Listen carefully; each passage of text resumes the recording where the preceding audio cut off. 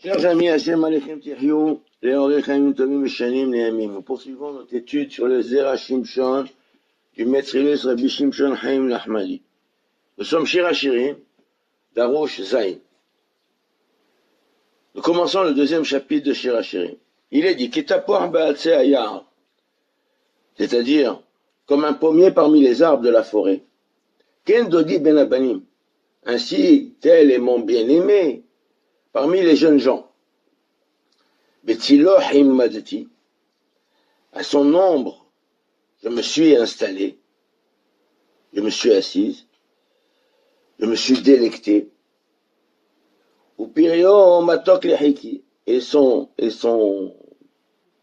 fruit était doux à mon palais. Ça, c'est la traduction du texte. Nous dit le Rav, caché. Il y a ici une difficulté. Pourquoi avoir choisi de comparer la comparaison avec le pommier? Mais la Madavka Ba'atzayar, pourquoi avoir comparé le pommier aux arbres de la forêt? C'est comme si il y a un arbre qui donne des fruits, le pommier en l'occurrence, et les autres, les arbres qui sont dans la forêt ne produisent pas, sont des arbres stériles. Mais la Madavka Ben Abani, mais pourquoi faisons-nous une comparaison avec les autres, les banim, les garçons, les autres garçons? Nous dit le Rav Youvan, on peut comprendre cela de ce que nos maîtres ont dit dans la Gemara. Et Trog Abboser, Rabbi Akiva posel v'chachamim makshirim. Amar Rabbi Akiva, Rabbi Shimon, amru davar echad. Rabbi Akiva had amran. Rabbi Shimon mahi, detanya Rabbi Shimon poter et etrogim bekotnav. Donc si on prend un etrog qui est bosser, c'est-à-dire il n'est pas arrivé à maturité, il n'a pas grandi suffisamment. Donc Rabbi Akiva et les Chachamim rendent kasher. Rabbi Akiva il rend pas soul, il l'invalide, et les Chachamim le rendent kasher. Rabba a dit, Amar Rabba Rabbi Akiva Rabbi Shimon Amud Davar Echad. Alors ici on introduit Rabbi Shimon et Rabbi Akiva, ils sont d'accord. Rabbi Akiva a dit Amar, nous avons dit que Rabbi Akiva il le rend pas soul. Et que dit Rabbi Shimon? Il dit voilà, détaille, Rabbi Shimon, poter et etrogim bekotnam. Rabbi Shimon rend pas tour les etrogim quand ils sont petits. De quoi il s'agit? Rend pas tour de prélever. Les prélèvements.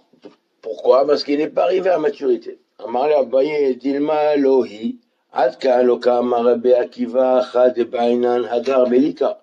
Il dit peut-être que ça n'a aucun rapport. Peut-être que Rabbi Akiva, il rend invalide l'étrog quand il n'est pas encore arrivé à maturité, parce que le l'étrog doit être beau. Il y a une mitzvah de hadar, un fruit beau, la beauté du fruit. Mais s'il est encore petit, cette qualité-là, il n'a pas atteint, donc il n'est pas soul. Aval atteint, qui rabanan sivralé. Mais en général, par rapport au prélèvement, peut-être qu'il pense comme les rabanan. Inami, ou bien autre réponse. Kan lokam Rabbi Shimon, et la dirtive aser ta'aser, et kol tevoat zarecha, que derrière chez Bnei Adam motzim lezria. Avalacha, qui rabanan svirale. Là-bas, pourquoi Rabbi Shimon il dit? Parce que le fruit, il le rend pas tour de prélever, parce qu'il n'est pas, c'est pas comme ça que les gens agissent. Donc on a dit, tu prélèves aser ta'aser, et kol tevoat zarecha.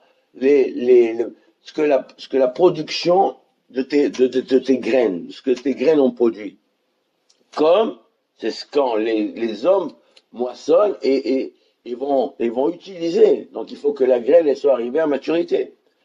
C'est comme ça, le minagaolam, c'est comme ça que les gens font. Donc ici, comme le etrog, il est encore petit, donc c'est pas tôt. Mais peut-être que pour la mitzvah de etrog, ça c'est au sujet de Maaser, mais peut-être pour la mitzvah de etrog, Rabbi Shimon il serait d'accord avec les Chachamim qui rendent kasher pour la mitzvah. Et Rashi a expliqué que derrière chez Bnei Adam motzim lezria, piri asu ilitzmoa. Donc les gens ils vont prendre un fruit pour le semer, parce qu'il va donner, il va lui-même donner il va bourgeonner, il va grandir, on le plante pour qu'il donne un fruit. Et ça, il est possible de semer ou de planter un fruit que lorsqu'il est arrivé à maturité. Sinon, il ne va pas donner.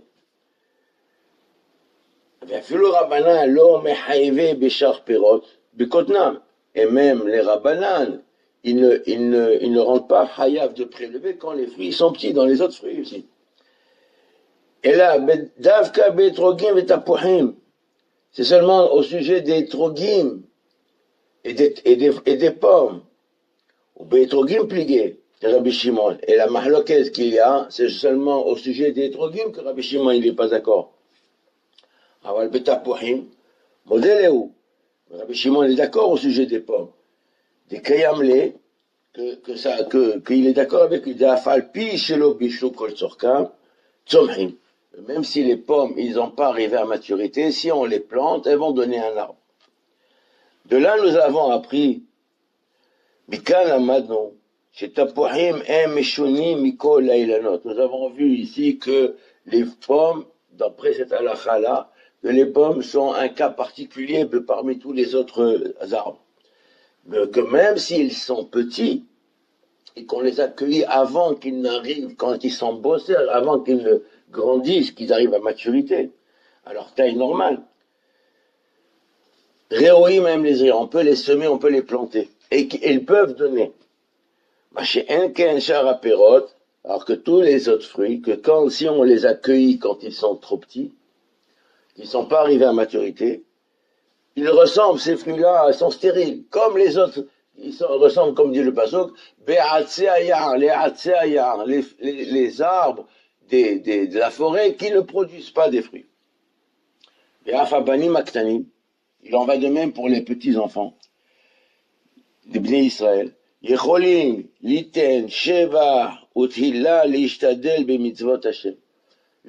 enfants d'Israël, même quand ils sont petits, ils ne sont pas hayavim des mitzvot, ils ne sont pas capables de procréer, mais même quand ils sont petits, ils peuvent élever des louanges et célébrer la gloire de Dieu, même quand ils sont petits, accomplir les mitzvot et faire les mitzvot quand ils sont petits. Et c'est à ce sujet que le verset dit, comme la pomme, le pommier par rapport aux autres arbres de la forêt. Et moi, tapouah mishouné, de la même manière que ce tapouah-là, ce pommier, cette pomme, elle est différente. Mikol atseayar, de tous les autres arbres de la forêt. Les autres arbres de la forêt ne donnent pas de fruits quand ils sont petits. Quand on cueille les fruits des autres arbres, quand ils ne sont pas arrivés à maturité, ils ne produisent rien. Alors que la pomme, oui, elle peut produire même quand elle est petite. Mais tovim ktanim, tovim kaddolim, les petits, ils sont aussi bons que les grands. Ils produisent. Ainsi qu'en dodi benabanim, ainsi mon bien-aimé de parmi tous les autres garçons. Akadosh Baruch Hu mishtashea afilu benari Israël ketanim.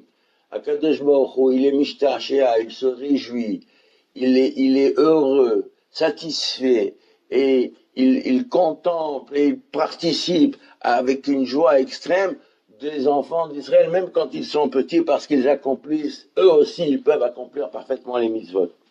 Bien qu'ils ne soient pas obligés de le faire, même qu'il n'y a pas de hiyou. Mikol sheken shenikrehu, hevel she'en bohet. À plus forte raison, nous disons que les enfants, ils n'ont pas d'Averot, mais puisqu'ils ne sont pas arrivés à 13 ans, ils sont petits, ils sont dispensés des punitions, ils n'ont pas de hiyuv d'accomplir la Torah.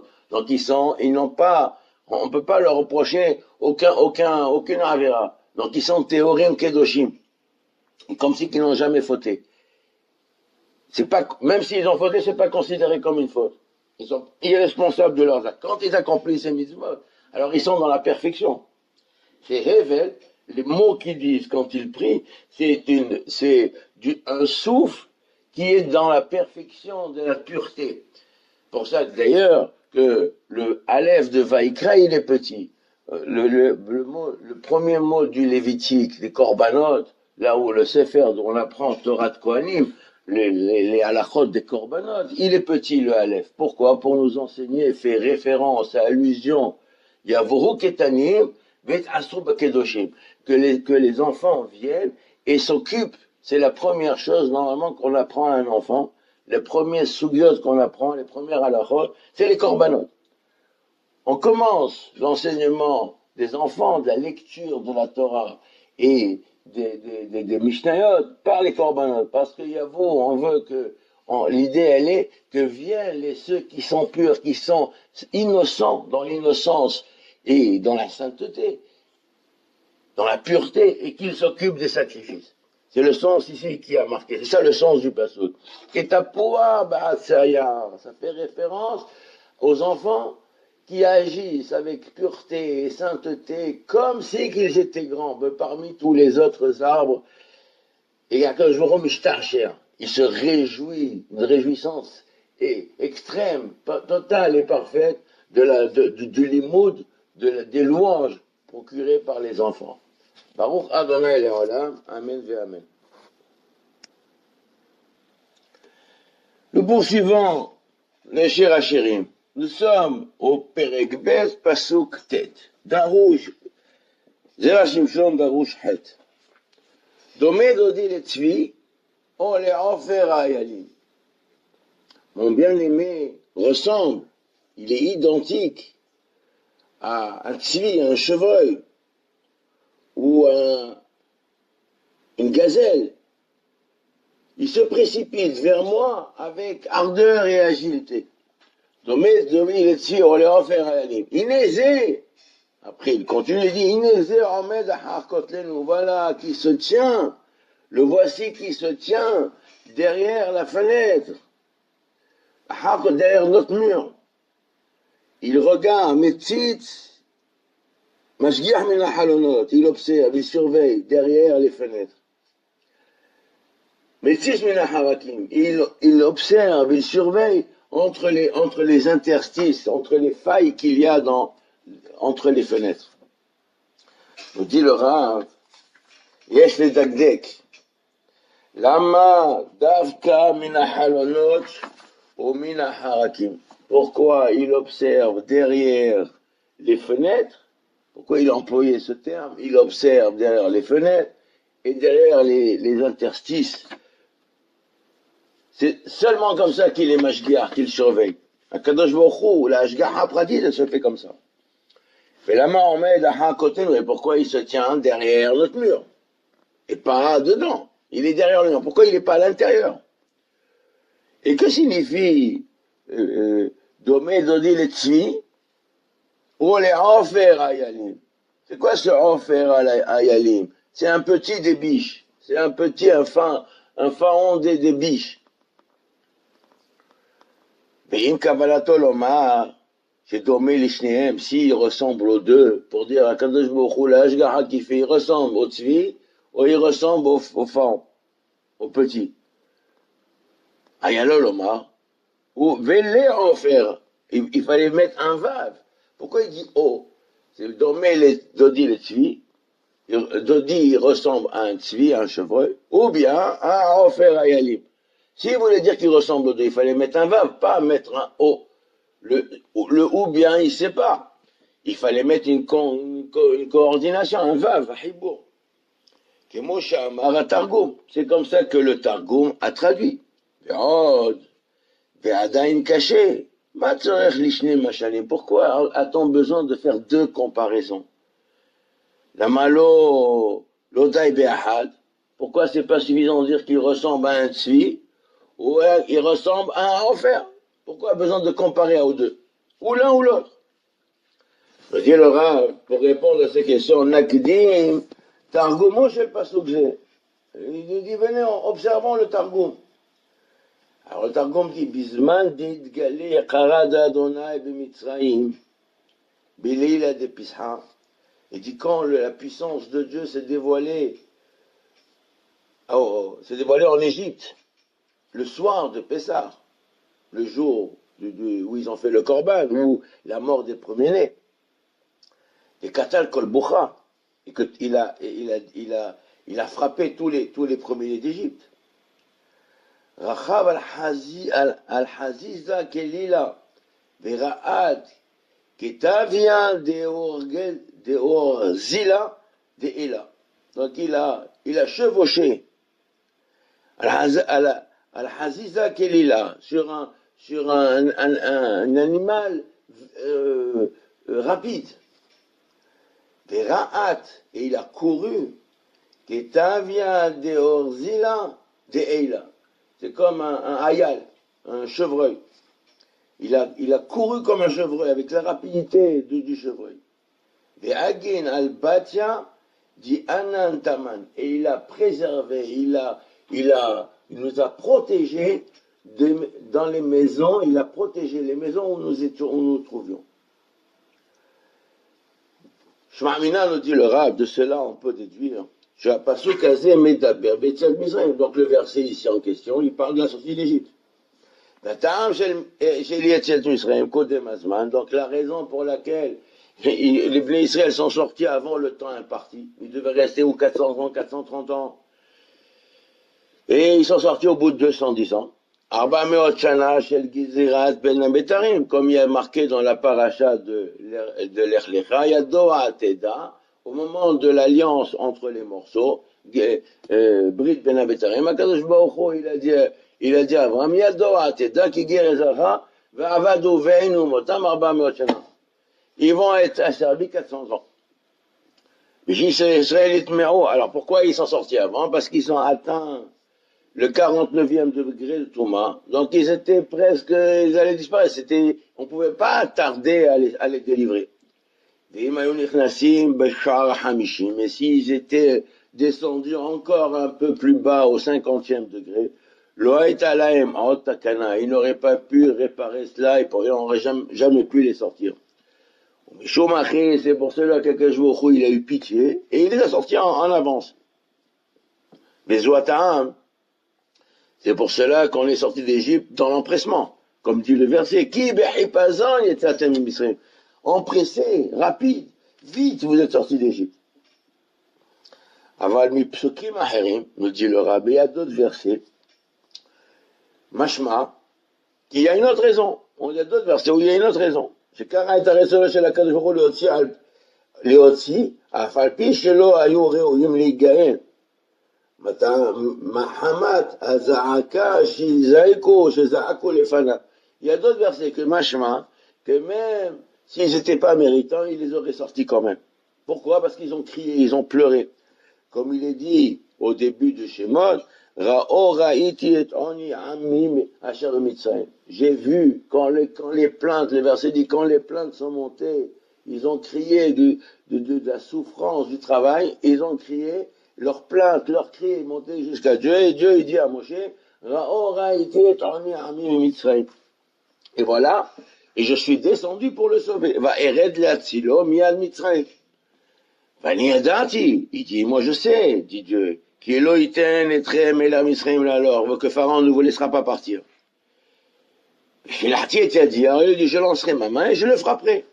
On dit dans le Midrash, à la Pasouk, et azamir igia. Donc c'est un verset dans Shir Hashirim. Et azamir igia, le temps est arrivé. Yagia zmana shel Torah shel tzinaten. Le temps du chant à Zamir, de Zmirot, est arrivé. Donc le chant des louanges est arrivé. Donc s'il est arrivé ce temps-là, alors c'est le temps de Matan Torah qui est arrivé. Donc le temps de donner la Torah est arrivé. Donc si le temps de donner la Torah est arrivé, il faut les sortir. Peu importe dans quelle situation ils sont. Et encore ici, on a deux raisons. On dit le Rav, Beneged elu shenei ha'ta'amim, אנחנו מביאים בליל פסח חזרת בחרוסת ושני תבשילים. C'est pour ça que dans le plateau de Pessah, on met d'une part, quand on place, on met le maror, on met hazeret, on met la hazeret, et on met en face, donc le maror il est amer, mais on met en face le haroset dans lequel on trempe, il est doux, qui fait allusion au titre, mais il est doux, on l'associe.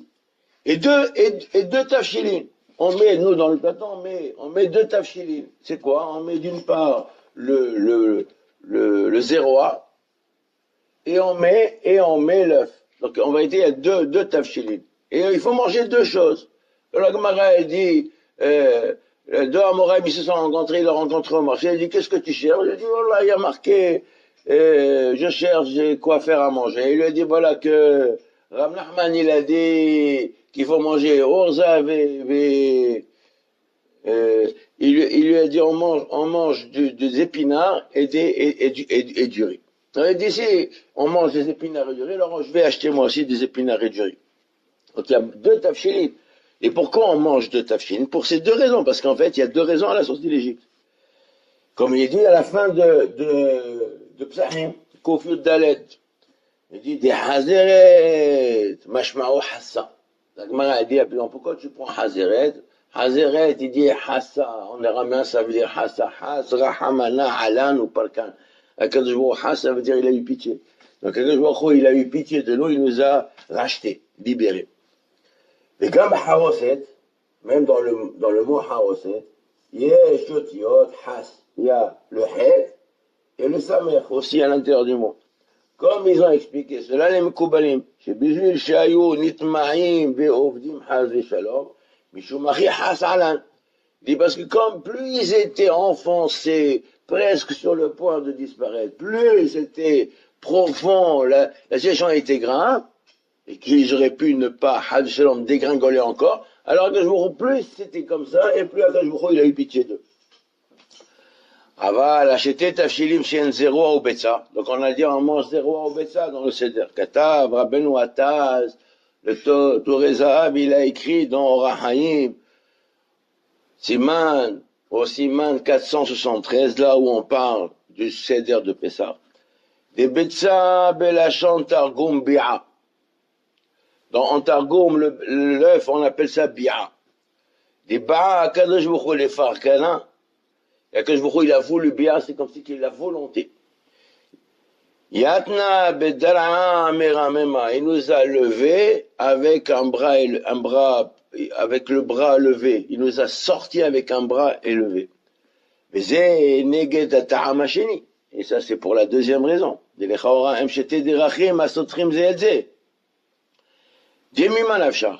Im nishlamakes, olo nishlamakes, a priori ce sont deux raisons qui sont opposées. Il nous a sortis avec une force, donc il avait la volonté de nous sortir. Pourquoi? Parce que il voulait nous sortir malgré tout. Ou bien je dis que c'est parce que Akadosh Baruch Hu, il avait la volonté qu'on n'avait pas le choix, donc il fallait nous sortir avant le temps, sinon on aurait disparu. Donc ces deux raisons a priori ils s'opposent. Seulement dans le sens profond, les deux sont vrais. Et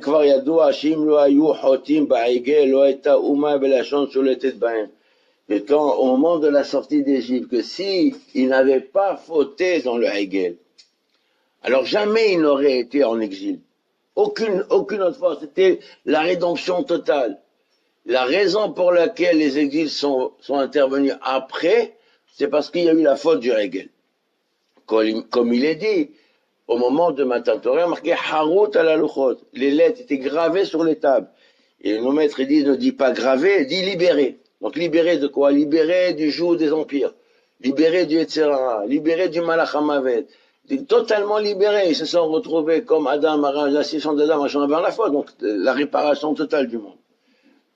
Chez Amo, chez Aïno Omrim, chez Koshi Abodi, Shlimamina, il dit, ah, mais il manque, donc, comment tu me dis, ils auraient été totalement libérés? Voilà, qui sont sortis avant le temps.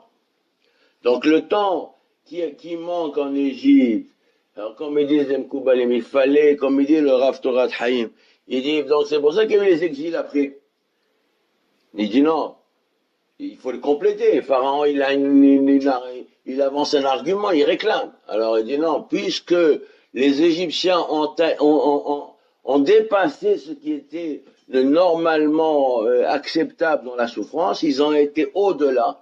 Donc c'est comme si qu'ils ont posé un joug trop puissant, ils ont écrasé plus qu'il ne faut Israël, donc 4 fois plus, donc la souffrance a complété le temps qu'il manque. Comme ils ont dit ça plusieurs fois, les Chachamim, à la Pasuk, Ve'amro lima shemo, alors le Rab lui-même, Zera Shimshon, il en parle dans Parashat Shemot. Que si Bnei Israël, ils accomplissent parfaitement la Torah, et qu'ils soient justes, des tzadikim, ils n'iront pas dans d'autres exils. Et c'est ça le concept même. Je te sors des îles, il faut raconter ça à tes enfants, à tes petits-enfants. Donc c'est le concept de raconter, ça veut dire qu'on va raconter les choses, que comment Akadosh Baruch Hu, il a fait en sorte, c'est ça l'idée initiale, que la souffrance d'Égypte, la gravation, donc, comme les Égyptiens ont été au-delà de ce qui leur était autorisé, ça complète le manque des années. Et automatiquement, ils n'auraient pas été en exil une autre fois. Il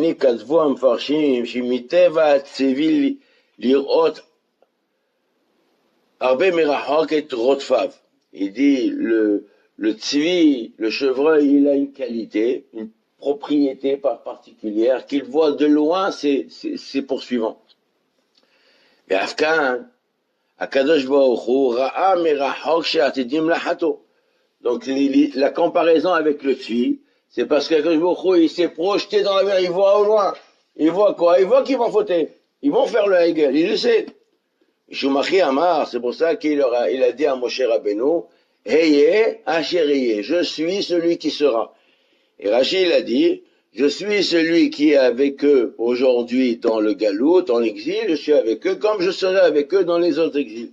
Et à cela, Moshe Rabbeinu a dit, quand tu leur dis qu'ils vont avoir d'autres exils, ça ne suffit pas ce qu'ils sont maintenant. Alors il dit, dis-leur simplement, ne dis pas Heye Ashereye, dis-leur Heye. Chez la Hani Alachem. Heye. Je suis avec vous.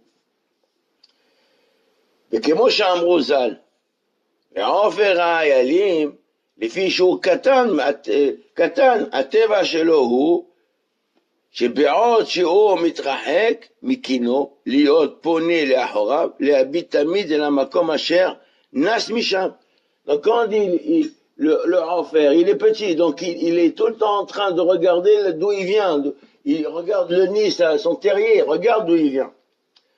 Et Afkan, Imlo Yahatou Israël, si Israël n'avait pas fauté, Yabitou les Ahorim, ils regardent derrière eux, Verrou Koché Hashemot, c'est-à-dire, on regarde d'où on vient, c'est quoi? Ah, la dureté de l'exil, la dureté de la servitude. On a été asservis terriblement en Égypte. Mais Zayt Hashev Lahem Tashtou Maket. Et ça, c'est considéré comme étant, l'Égypte, c'est fini. Il y a plus, on ne doit plus rien à l'exil. Il n'y aura pas d'autre exil, il n'y aura pas d'autre domination des empires. Mais c'est pour ça qu'il les a libérés à cette condition. C'est pour ça qu'il a marqué Asa Akatouv jeté Mishalim. C'est pour ça que le pasuk ici, il a donné deux comparaisons. Le Tzvi et le Ofer. Domé dit le Tzvi, ou le Ofer Ayalim.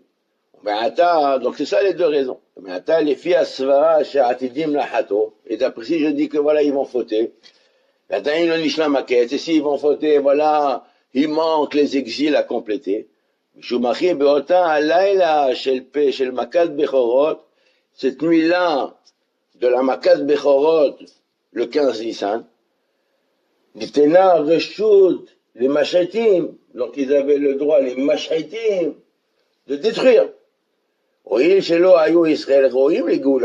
il pouvait même, le Mashrit, l'ange destructeur, il aurait pu atteindre même Am Israël, parce qu'il n'avait pas de mérite de sortir, puisqu'ils allaient fauter, puisque le temps de la délivrance n'est pas non plus arrivé. Alors c'est pour ça qu'il avait besoin de les préserver. Les ayat tsarich les hagen alehem. C'est ça ce que le Targum il a dit. Que Akadosh Baruch Hu, il est venu se mettre en muraille et repousser le Mashrit, l'ange destructeur. Il dit non, tu ne prends pas ici. Au plécard, et c'est pour ça d'ailleurs qu'il leur a dit, vous mettrez du sang sur les poteaux et sur les linteaux. שאם ירצו לחתו, הרי הפתח פתוח. Si vous voulez fauter, voilà, la porte elle s'ouvre. Et le machette, il peut rentrer. Comme il est dit, celui qui la Gemara, dit, celui qui veut faire la faute, on lui ouvre la porte, vas-y. Ah, voilà que le mash'it, l'ange destructeur, il n'est pas obligé de passer par la porte, il peut passer par la fenêtre, ou par un trou, par une faille.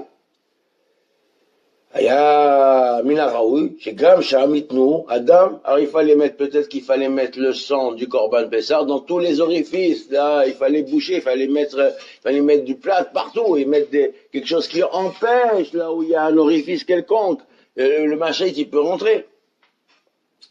Mais comme, cependant, mais comme כדי לרמוז לטעם השני הנ"ל, שאפשר שלא יחטאו, mais voilà que peut-être qu'ils ne vont pas fauter. Qui a dit qu'ils vont fauter? Peut-être qu'ils fautent, peut-être qu'ils ne vont pas fauter. S'ils ne fautent pas, alors c'est fini l'affaire. Ils ont le droit de sortir, puisque le temps de donner la Torah est arrivé. Comment on va savoir où est fait allusion, où dans la sortie d'Égypte, il est fait allusion à cela? Ah, il dit le Rav, mais comme nous l'avons mentionné, c'est ça, c'est que le temps est à Zamir Igia, le temps du chant est arrivé, c'est Matan Torah, donc il est libéré, de toute façon il doit les libérer. Alors il dit, ils auraient pu donc ne pas fauter, donc le temps était fini, la galoute elle est finie.